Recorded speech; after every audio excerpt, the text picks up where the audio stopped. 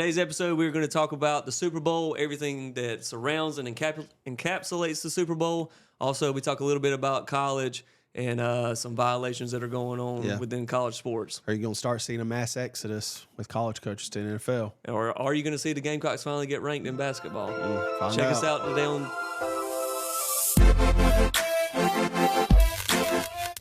Hi, everyone. Welcome to Two Guys Talking Sports. It is Super Bowl week. The big game has finally arrived. It's cold in this room. Yeah, so if you see our breath, it's because it's 40 degrees outside and nobody cuts the heat on in the studio, and we cannot figure out this unit. We've hit every button on the remote. We shell out content for these people. You'd think they show a little appreciation to us. Put in the comments. I will say years ago, before Zeb and Luke had the station, my dad owned it. And he stuck us in a room one time where it was the exact opposite. I mean, you could just see the sweat pouring down our face. I would rather be cold than hot. Yeah, for sure. All right, let's jump into it. The Kansas City Chiefs will take on the San Francisco 49ers in Super Bowl. What is this, 58? 58, I believe. No, I don't. Let's see. The Chiefs and the 49ers play. Yeah, it's 58. And Super Bowl 54. Yeah. Yeah, so 58. If anything, with the way they do the Roman numerals has shown me, I don't know Roman numerals. Yeah, me either. Outside of like 1 to 10, right, and maybe to 20, but after that, I don't know. Yeah, it's tough. Just put the numbers on there, which I get it's like a historical thing at this point, but I also don't like the way they do the logos now. I think it's lazy. Yeah, it's lazy compared to like what it used to be, where it would be like specific for the location you were going to be. Okay. So like if Tampa Bay was hosting it, it would be a logo centered around Tampa. Yeah. Right. Where now it's just colors. Generic. And people speculate, they've already got the colors chosen, so clearly they won't. It did kind of line up the last 3 years with the colors. It has. Sometimes I think they kind of lean into the scripted controversy thing just because it drives. Well, they did a commercial about it, I believe. Did they? It's just joking about it. Yeah, joking about it. But yeah, the logos it's lazy to me. It's how they do like movie posters now. You just throw people's faces on it. You put one big head surrounded by smaller heads. It's just lazy. It's just lazy work. Well, hopefully the game isn't lazy. I don't think it will be.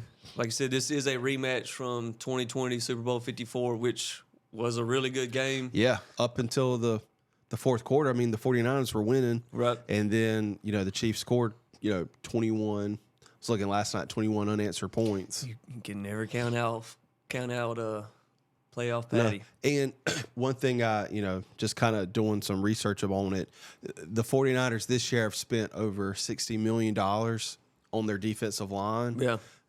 So hopefully that's going to be a big piece for them. They've made some in-season trades with going out and getting Chase Young. I don't think that's worked out too well. I don't think a lot of people are happy with him. Not as big of a trade, but they traded for Randy Gregory a little bit before that, which a Cowboy. He was, and when he played for the Cowboys, he was stellar. Yeah, he just had an extremely bad attitude. It seemed, and then he went chasing money, and it hasn't worked out for him. But yeah, the Chase Young one, I saw one clip, from this past, well, not this past Sunday, but the past. In the NFC Championship game where he was just like loafing. I mean, it was like very lazy. I think on the first touchdown against the Lions scored against the Niners, it seemed like the whole defense was kind of lackadaisical. And that's one big thing that's going to stick out, that is not important to me, but it's going to be important for the 49ers on Sunday, is they got to play four quarters because they are very lucky. They're lucky to escape against the Packers in the divisional round. Very lucky that Dan Campbell just loves to go for it on fourth down in the NFC Championship game.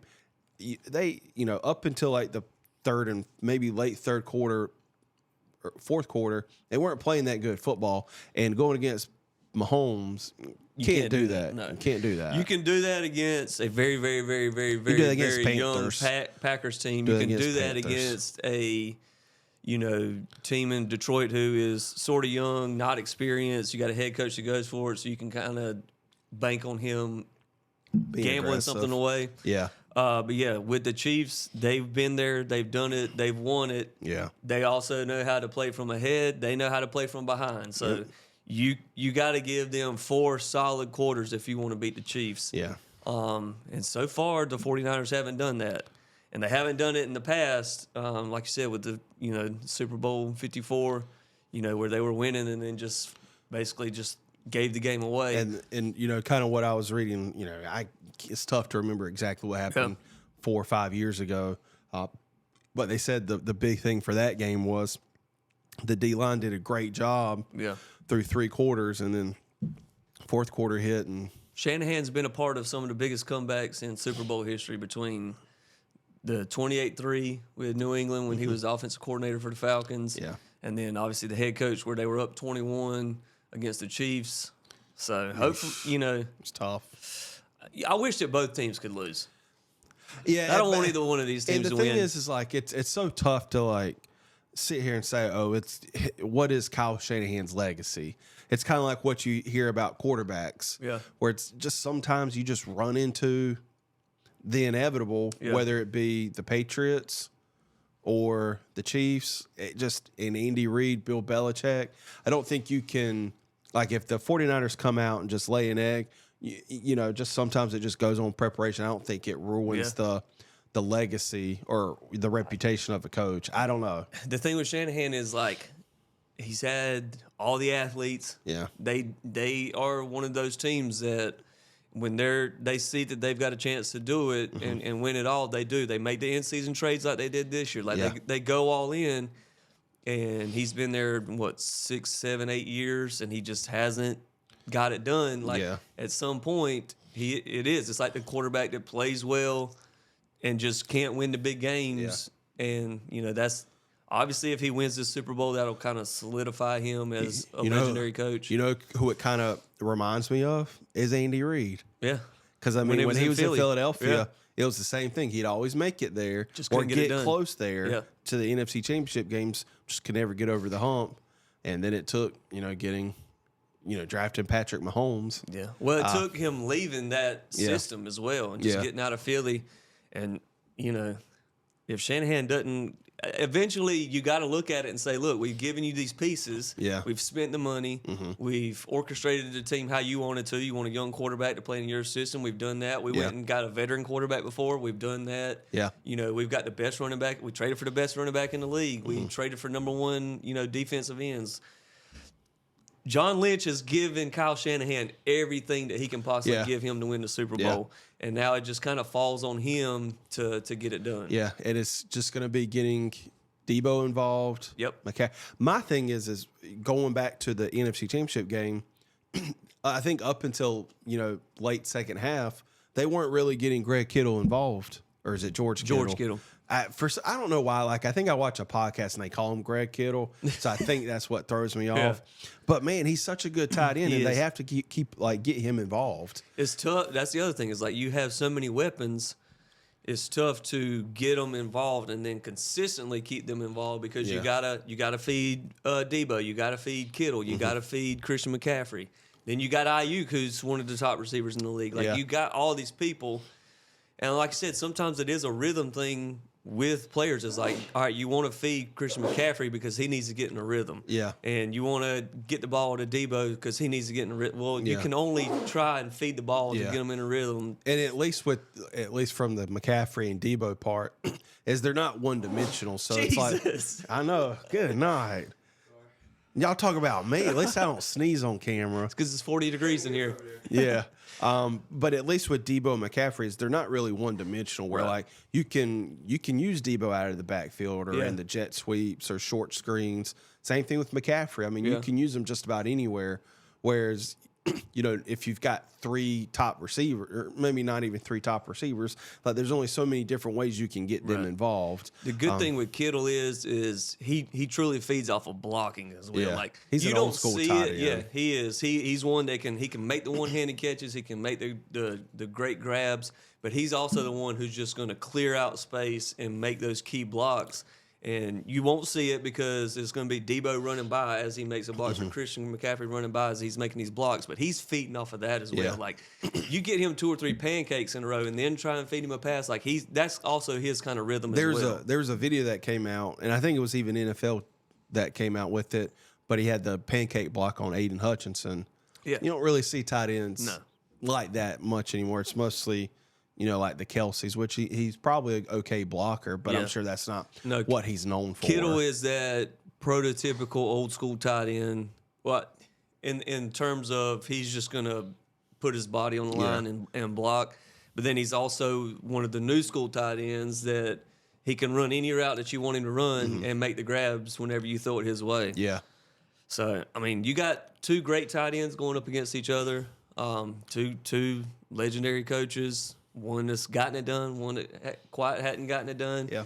You got a super veteran MVP quarterback going against a rookie, pretty much in Brock Purdy. Yeah. I mean, he played last year, but this is He pretty got much hurt in the NFC Championship game against the Eagles. So overall, though, we said last week that we were kind of going to let storylines build. Yeah. Not but much this is such a boring Super Bowl. I think like the matchups is just like, all right, there's nothing exciting about this to talk about. But it's just because it's kind of like how it was when the Patriots were at their kind of peak. Whereas, if it's the same teams over and over again, like there's only so many different storylines you can come out with. And I'm sure more will come out because, I mean, it starts this week. And, exactly. We're recording this on a Monday. So even though it is the not Commanders that are in the Super Bowl. according to Adam Schefter. Yeah.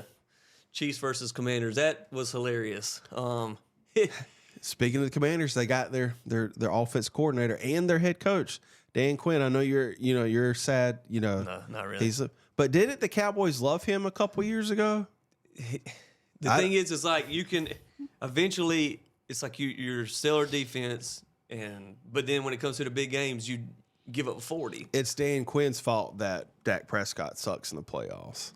Well, here's the thing. Like, I know that we just have to drive it here, but like Micah Parsons said, they gave up 40 points in that playoff game. Like that. Yeah, Dak didn't play stellar, but he did not play his worst game. Yeah. I mean, the offense was trying to stay in the game. If you ask me, that game hinged more on how bad the defense was. Yeah, for sure. But anyway, back to the Super Bowl. I know my cousin called me this week and he was like, "Oh, y'all talk about the Cowboys." I was like, "The Cowboys drive numbers, whether you like it or not. Yeah, nobody cares about suck or they're the best team in the league. Nobody cares about the 49ers, Kevin. Exactly. No. I think, and just you want to make picks now, or you want to talk about stuff surrounding the game? Let's do the stuff surrounding, and we'll make some picks. There's some a little bit sweet later. controversy. I think it's more so Mama McCaffrey is upset at her son and her future daughter-in-law. Here's the thing: I don't blame them either. I mean, that's $2 million just for you to sit in a suite. That's stupid. tough. I mean, it's like I get, like you said, kind of off air. It's the Super Bowl. You got a lot of people that want Supply and demand. But man, it's like so going back to last year's Super Bowl, They're not paying for a suite. He's not paying for a I think after that video came out, I think the rumors were circulating that they did get a suite. But going back to last year's Super Bowl, they did Jason Kelce and his wife did that documentary with Amazon. Yeah. And this is just a clip that I saw. I didn't watch the documentary. But she was talking about how they're having to pay like $400,000 for like a 2-year-old to be in the box, and she's not even going to watch the game. Right. It's insane, the prices. It is. You would think like players and like wives and families get like some type of discount. That money machine, baby. Hey, Roger Goodell's got to make that money. Well, this is the biggest game of the year in any sport. Besides like the World Cup or something like that. But that only comes around every 4 years. And also, this is the biggest game of the year. And it's the only professional sport, major professional sport, that it's just one game. Where hockey's a 7-game series, World baseball Series, 7-game NBA. series, NBA 7-game series. World Cup, you have multiple games leading up to it. And it's this is the biggest game in sports. Yeah. This is when they're going to make billions of dollars. Mm-hmm. And if you're just that, stadium owner, why not? Who cares if it's the player's family or not? Yeah. I'm going to sell it to whoever can pay the most money because I think it's the X NFL amount of suites. I think the NFL sets the price, though. I don't think it has anything to do with they getting the money. Owner of they got to be getting the Raiders. I'm sure the NFL gets a cut, but it's just like I'm sure they have to just like in the NCAA championships, like they have to pay to play there. Right. Like in high school sports, at least in South Carolina, like they have to pay to use Colonial Life Arena Right. or whatever, arena they play at now, which I think last year was in like Aiken or Lancaster or something. So that, I mean, they have to pay like a fee to play there. So I'm sure that's what it is, and everything else goes to, just like in regular season high school football in South Carolina. I don't think the high school leagues gets maybe nothing or as big a cut, but when it comes to playoffs, it all goes to them. Right. Yeah, but I mean, the suites. Just prices in tough. general. I mean, it's in Las Vegas. Yeah, that's going to drive it as well. I Yeah. mean, but it's also going to drive more people. I mean, that's like if you do a Super Bowl in Tampa, it's just like, all right, there's really who wants to go to Tampa, really and truly, versus Vegas. Like, all right, you can go there the whole week before. Yeah. Do all the shows, clubs, gamble, restaurants, all these things, leading up to the Super Bowl as well. So you can just drive in a whole different, clientele or fan that's going to show up, for the whole week of the Super Bowl. And I think last year it kind of coincided with it being in Arizona and Phoenix, right? Because you had the Waste Management Open, which is, I guess you could, outside the majors, it's like it's the rowdiest PGA it's the Tour funnest one to event. go to. Yeah, where it's like the Happy Gilmore movie where it's just there's no rules almost. Speaking of Happy Gilmore, rest in peace to Carl Weathers. Carl Weathers. I did watch Happy Gilmore on Friday, and that's not even his best performance. Come on, Kyle. It's Watch not. some Rocky movies. but that's the only one I own. But yeah, just there's so much more that you can do in Vegas to drive fans there. And also, the more people that you drive there, the more people that you're going to want to show up. It just drives the price of everything up. Yeah, so I think that she back. The people that are buying these suites though aren't hurting. So No, like Chris here's the other McCaffrey- thing is like he wanted to act like, oh man, it just costs way too much. Like, dude, you're making $13 million a year. Yeah, it would be like us complaining, like I'm not paying $20 for an upgraded seat. Like at the end of the day, like it's $20 isn't going to make or break us. Now, here's if they're the other talking thing is, like thousands, it's is it different $2 story. million a person in the suite, No, or is it's it $2 million total. for the suite? All right, so you can pack in what 10, What- 12, but- 16 people in a suite. But you got to think about it, you got to think about it. Who's going to be in that suite that can afford to pay that? It's like That's what I'm saying though. Like you get all of these like the players and their families. You get 4 or 5 families that they're with each other all year anyways. Yeah. It's not like they're like, all right, well, we got to go hang out with these people now in the Yeah. Super Bowl. Like you sat with them all year. Well, like, you're just paying a little bit more money to sit with the same people. going back to the regular season when Joe Burrow got hurt and Jake Browning took over. His family was in a suite, and they asked him about it after the game. He was like, I can't afford that. He's like, Burrow was nice enough to allow my family to sit in there. Well, those I think the players have their own suites throughout the year, where this one is obviously. They still have to. Oh yeah, they definitely pay for them, but they're obviously given a discount. Yeah. So But, yeah, it's pricey. I mean, there's nothing cheap about it. Yeah. Speaking of pricey, the commercials, and that's always a big thing too. Is like the commercials, but I don't think it's as Social media captivating as it used to be. Well, it's because majority of the time before the games even start, all the ones you look forward to every year come out before the Super Bowl. Yeah. Like I think Paramount Plus. Hilarious commercial. The one, It's the only one I've seen. where he threw Hey Arnold. Yeah. That was funny. Yeah. I always look forward to the Budweiser one with the Clydesdale, which I don't even think they used the Clydesdales last year. Yeah. The thing is They like always pull at your heartstrings. somebody Budweiser does. Yeah. Or Coke. They'll try and pull at your heart with the puppies. Yeah, something like that. Ford. Who did the QR code bounce on screen? Oh, the one where you're trying to see it in the corner. That was a good one.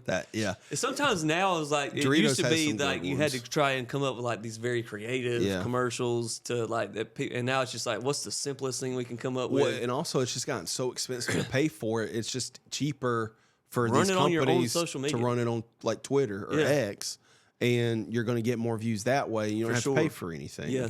And the other thing is like you get like one shot at it. Yeah. On the Super Bowl commercial, like if someone goes to the bathroom or something like that, they may miss your commercial. Whereas if they're just scrolling and hit your Facebook page or your Instagram, like they can watch it 10 times in a row. Exactly. Yeah. So there's one. And I you think pay nothing. Doritos, I think, usually has a good one. Yeah. There's just so many. It's insane to keep up with all of them. Yeah, it used to be there. Obviously, before social media, it was like, all right, this is the only way. Yeah. We know this is going to get the most viewers.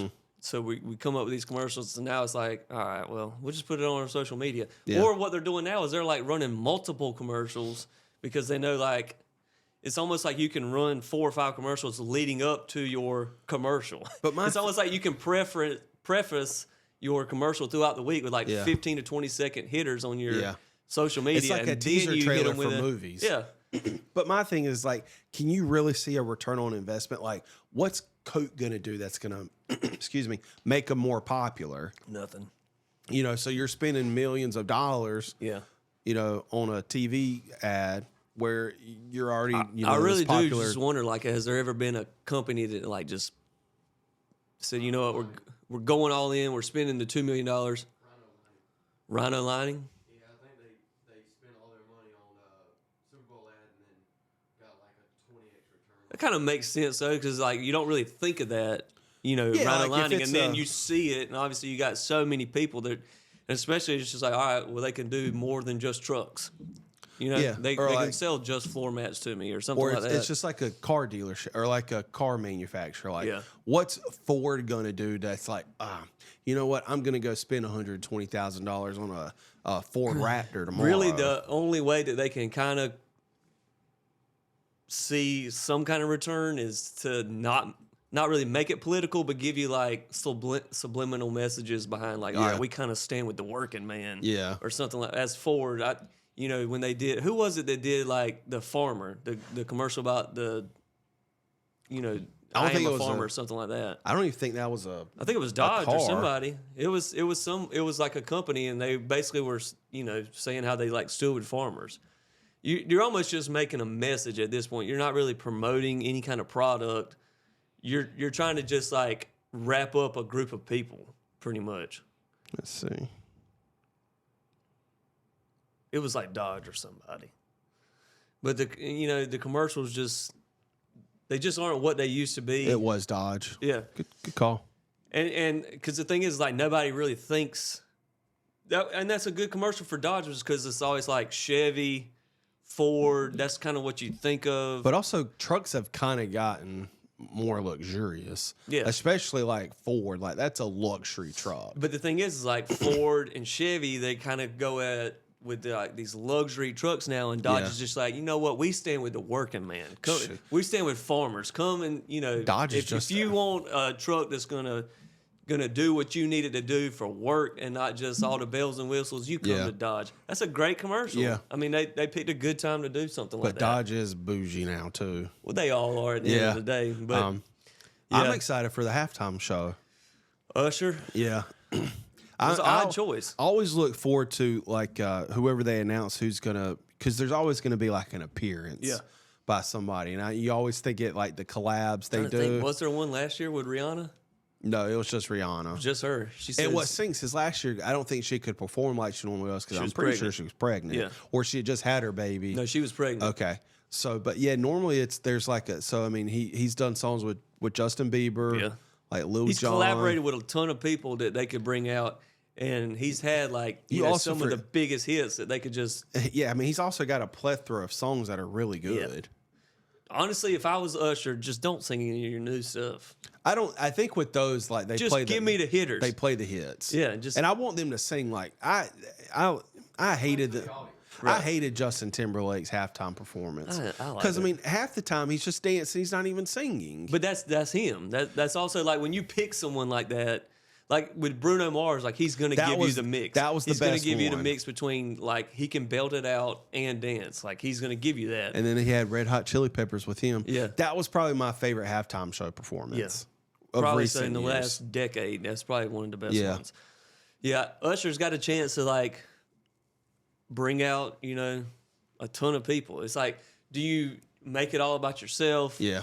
And just bring out maybe one guest, or you just say, you know what, we're going to get the people a show. And then I'm going to bring out all my friends. One thing I liked was when it was in LA and they had Dr. Dre. Yeah. That was really good. They had I think See, Mary they J. brought out Blige- a bunch of people in that one. But I think that was predetermined anyways. Yeah. I think the only one people didn't know was going to be there or not was Eminem. Right. But I mean, I like how they kind of made it centric to L.A. because he's from Right. Dr. Dre's from out there.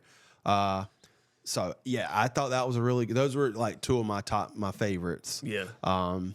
So That I can remember.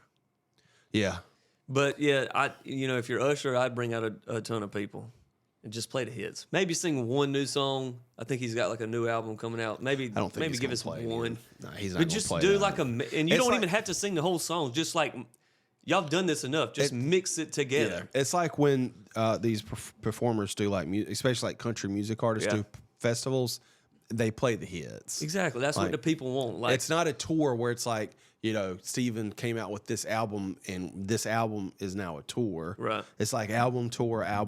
especially when you get to their level. Like if Yeah. you're someone who, let's just say like Zach Bryan, like he's got only like 2 big albums. Like Yeah. you're gonna play. That's what people know. Yeah. I mean, they obviously know some from your EPs and your smaller albums before you got well known. But Yeah. you're gonna sing that kind of stuff. But for Usher, like they give us the hits. Do you think there ever will be a country artist No. that does a halftime show?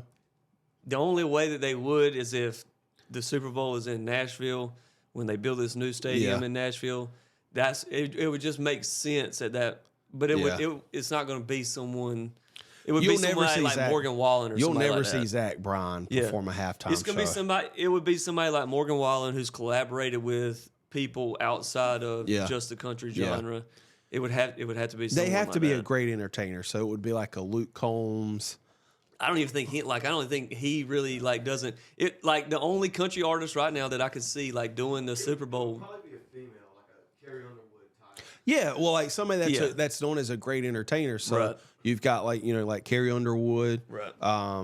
Good make claim. I don't think it's got to be somebody that has like upbeat, could- good songs. Like I don't think a Miranda Lambert could really do it. Yeah. because hers is much. At Chris least to my Stapleton could knowledge. do it Yeah, because he's worked with people outside of Dude, him- country, but he's also like constantly in the top hits. I just Like, want him to perform the American the national anthem isn't he? every year. No, not this year. Who is it this year? I thought it was. No. They said his and Whitney Houston's was probably the best. Yeah, but you're definitely gonna have some. That was the NBA All-Star game. Yeah.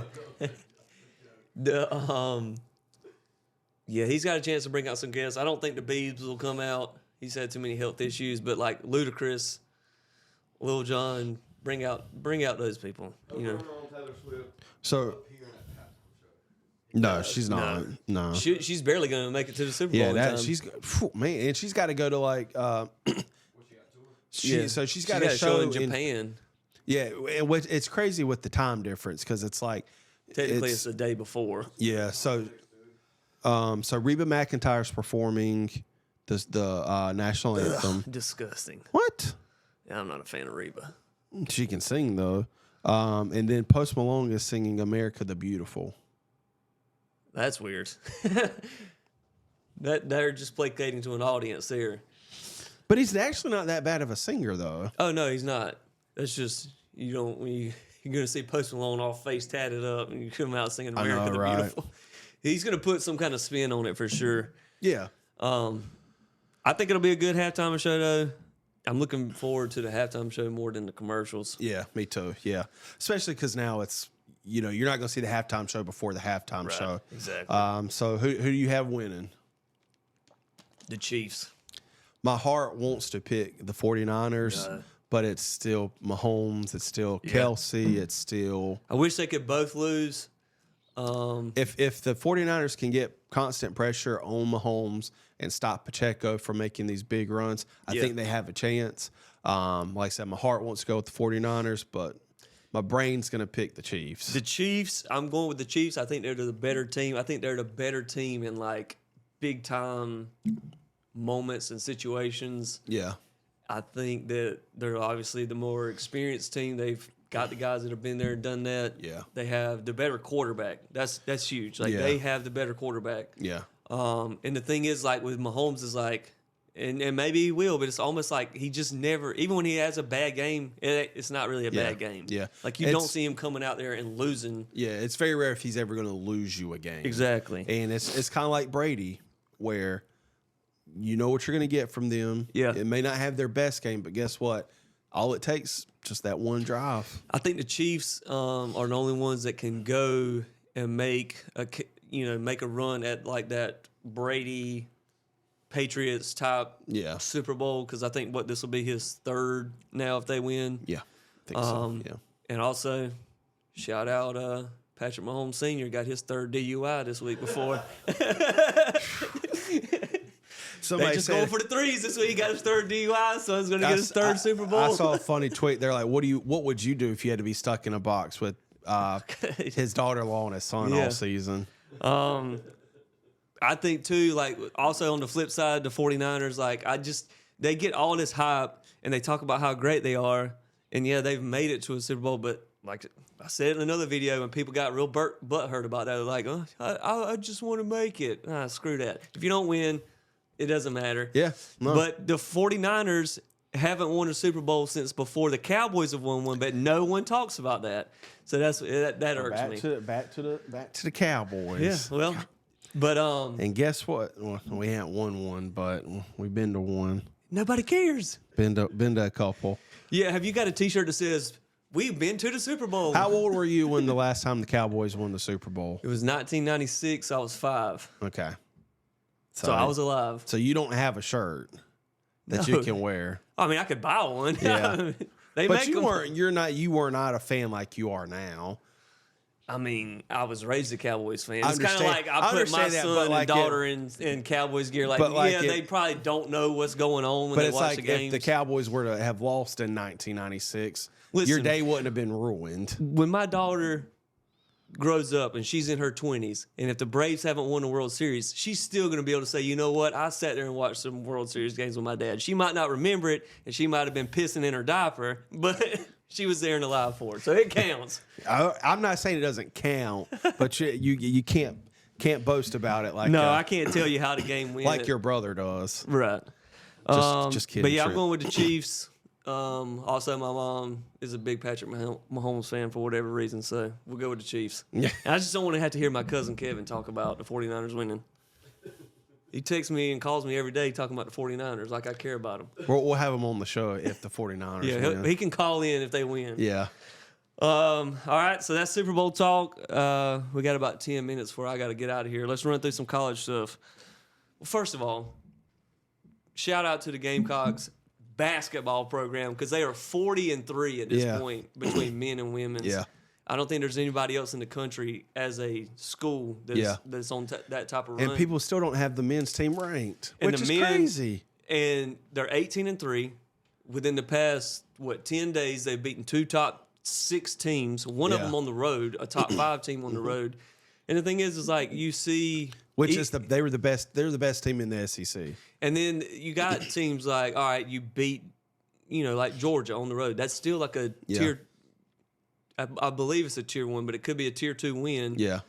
With their net, and obviously the committee or whoever, Lenardi and all them, they look at that kind of stuff more than just your general fan. But I mean, that's big when you still go on the road. All right, even though they're an unranked opponent, they're still like, you avenged one of your losses. Like of the 3 teams they lost to, it was Georgia. I just want to know why they're not ranked. Exactly. That's my thing. Because you have some people that have them almost at 13. Yeah. I saw in one of their like individual rankings, Yeah. and then like as a whole, it's just like, come out and at this point you have to like come out and be like, all right, this is why. And it can't be because you don't trust them. Yeah. Because the thing is like even within the midst of winning those top 6 games. They beat the other teams outside of that. So look at, so Seth Davis, and I'm just going to pick out one because of they're well known. So he has Duke at number 17, okay? Duke up to, let's see, let me go back to Saturday. So like I said, South Carolina is 19-3, not ranked, okay? I get it. We weren't that good coming in. I think a lot of people had us pick preseason to finish either dead last or next to last in the SEC. Okay, so Duke has lost 5 games. They're 16-5. They're still ranked. Okay, let's look at their wins and losses. So they've lost to Arkansas, Georgia Tech, Arizona, Pitt, and North Carolina. Okay, so but they've got two ranked wins. Michigan State, who, and I don't know if this was what they were ranked at the time or where they're at now. They're number 18, and they beat Baylor, who's number 10. Yeah. Okay, so therefore, at the time, South Carolina's got 2 bigger ranked wins than Duke does. But guess what? Since Duke, it's easier to stay ranked or get ranked again if you were already ranked. Right. Whereas, like, if you're not ranked going into the season, you've got to essentially go undefeated. Like I said, I mean, it's one thing if we're just beating like crappy teams and we're barely winning, we're not looking good doing it. Right. But we beat Kentucky pretty handily. Yeah. I mean, we beat Tennessee, and I mean, the thing is, like, the Kentucky and Tennessee wins, I think we held them both under 60 points. And then you look, Kentucky and Tennessee played each other, and it was like 103-98 or something like that. Like, they couldn't stop each other. Yeah, and like, but South Carolina stopped both of those teams. It was like, that's the other thing is, like, against Tennessee, the entire time it was like the announcer was like, oh, they're just having they're off tonight. They just don't look right. It was like, no, the reason they do is like, if you've truly watched South Carolina play through the year, they are so in your face, just dogging you the whole game. Like, that's how they play. They throw you off your game. Yeah. It's not that these teams are just off their game every time they play South Carolina. Yeah. Like, eventually you got to look and say, okay, at this point it is South Carolina the way they play. They're making these teams uncomfortable. They're making these teams off their game. It's just, you don't have one team that's just like looks up and the team plays bad against them every time. It just doesn't happen like that. John Rothstein will say Lamont Paris is making South Carolina into the Wisconsin of the SEC. Lamont Paris, longtime assistant under Bo Ryan at Wisconsin, but he sent out a tweet. We had 25 assists on 29 made field goals in our win over Georgia on Saturday. The fact that, like I said, we're not ranked, it's just, I think they like it because it gives them extra motivation. But I just want like a legit reason. Right. That's what I don't like. It's the same thing you can talk about, like Hall of Fame votes. All they have to do is just put it out on paper, and they don't have to give a reason. Like they won't go on a show and say, listen, why? Or it doesn't have to be South Carolina. It could just be any team. Like, how can you look at this specific team and say, oh, they deserve to be ranked over this team who's got these quality wins, whereas this team doesn't? Yeah. I think the only time that I've seen somebody come out about their, like, MVP or whatever, when they do these votes, there was a writer from Chicago 2 years ago when Aaron Rodgers won his MVP, and I think he was like the only person who didn't vote for Aaron Rodgers to win MVP, and he just came out and he was like, look, I don't like him. I don't like the guy, so I'm not going to vote for him. Like, I have the vote. You can't tell me who to vote. I respect that. Yeah, respect the honesty. Aaron Rodgers respected it. He was like, look, I respect it, dude. You came out personally. You got on camera, and you just said, look, I don't like him. I don't have to vote for him. Yeah, you don't. Like, that's fine. Like, if that's how you have your vote, if you don't want to use your vote to vote for that person or team, fine, but either give a reason or just say that I don't like them. But my thing is, it's like it needs to be people who are unbiased, right, in those specific situations. So, but you could, Not Duke or North Carolina or a basketball school. You get a little bit more leeway with your losses, and they kind of boast you up a little bit more with your wins when you are a Duke. Yeah, but I mean, Duke should have lost to Clemson a couple weeks ago. I mean, they lost to Arkansas by 5, who they look awful right now. South Carolina beat Arkansas pretty good. I mean, everybody's beating Arkansas pretty good now. So, but yeah, it is what it is. It's the same thing in football. The big dogs get looked after. Yep. The big dogs get looked after. Speaking of Alabama, they got their head coach in there, and they're already under investigation for tampering. Yeah, I mean, it's the same thing I would deal with Caden Proctor. Yeah. At this point, like, what is tampering? That's the big thing. Is like, all right, if you can throw money at these players and stuff, like, they're gonna have to come out and like explain again, like, what classifies as legit tampering at this point. Yeah, and I mean, the SEC and Big Ten have kind of. I mean, they're going to be the top conferences because with all this realignment happening, they're the 2 big dogs, and they've created some like task force, however you want to label it, to kind of discuss what's going on. And let's be honest, it's just related to football. Right. Football, and that's in 10 years, it's going to be NCAA football is going to be completely separated from other collegiate athletics. Well, it was for a time.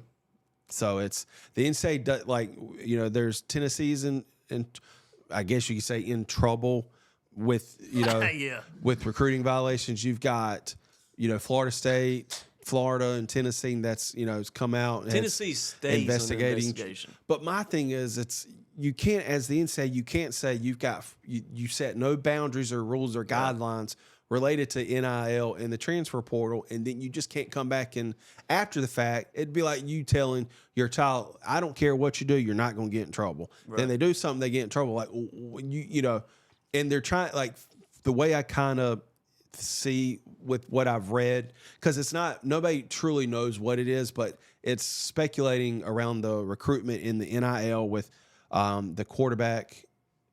His last name throws me off so hard. I wonder if it's just like, I know that the actual schools and coaches cannot give you figures and numbers to say, look, we'll pay you. Like Shane Beamer can't go to a player right now and said, you will make $2 million if you come here. Like they have to direct them to the Garnet Trust or whoever your these NIL program. Collectives. And that's the thing with this this quarterback Nico Maliova. I think that's how you pronounce his last name.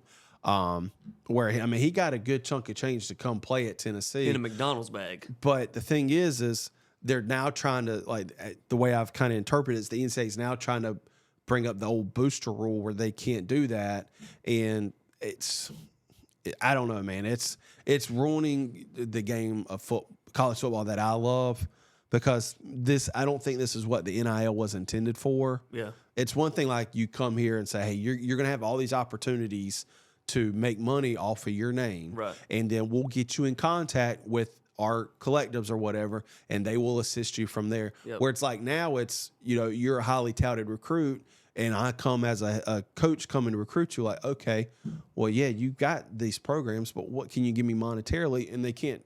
Technically, they're not allowed to discuss that with you. Right.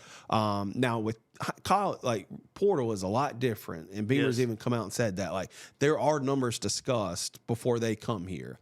High school is a little bit differently. Yeah. And it's just, I don't think that's what it was intended for. And you've got, I was watching a podcast Booger McFarland did. He's like, you've got coaches or players coming to coaches now and negotiating. Like, if you can't give me this, we're leaving. Dude, the Boston College head coach took, I guess you could say, a demotion to go be the defensive coordinator for the Packers. Yeah. Because if you think about it, like, college football recruiting is year round. Mm-hmm. When you're able to, recruit. Yeah. There are some dead periods here and there. But now you've got to worry about existing players coming to you during the offseason, like, hey, I want this money to stay or I'm leaving. Right. Then you've got to worry about piecing together your high school recruiting class. And if you've got 8 people that transfer, then you've got to figure out a way to go get that in the portal. Bro, screw that. Yeah, I think you're definitely going to see college coaches just jumping ship at this point and going to the NFL, because like you said, he went from a head coach position to a defensive coordinator. Now, from Boston College to the Green Bay Packers, he's probably going to get a salary bump. Yeah, but in terms of title, it's a demotion, but he just lost a ton of headache. Yeah, in terms of recruitment and dealing with that, all this mess. He's going to make more money and have less responsibility. Like, you're going to see a lot more of that, I think. With these especially college coaches that have NFL experience. Yeah, and especially with the ones like at Boston College. Like, all right, I'm not saying he was making bad, but they're also not like some top tier program. Yeah, he could go to the Packers, who are a young and upcoming team, have success with them, and maybe eventually get a head coaching job in the NFL if he's good enough. Yeah, they're definitely they can't be a part of the NCAA because the NCAA has shown year after year after year where they don't have a clue what they're doing. Yeah, they don't know how to enforce anything. You should have made set guidelines and rules before you just open Pandora's box with NIL and the transfer portal, and you can't close it now. And you said that during college football season, you can't just close it and then start enforcing these rules when you, essentially said there's no rules. Exactly. So it's, credit to the coaches that are doing it. I wouldn't want to. Man, that's got to be exhausting. Yeah. But. All right, let's do some score predictions real quick on the Super Bowl. We both got the Chiefs. I'm going 31-24 Chiefs. 31-24. I'm going to go 27-17 Chiefs. I think Usher's going to bring out 4 guests. Wow. And Reba McEntire is going to hit the over on the national anthem. Yeah. Could see that. She's going to sing. She's going to sing slow. She's going to draw it out. And she's country. So It's nice and slow, baby. Yeah.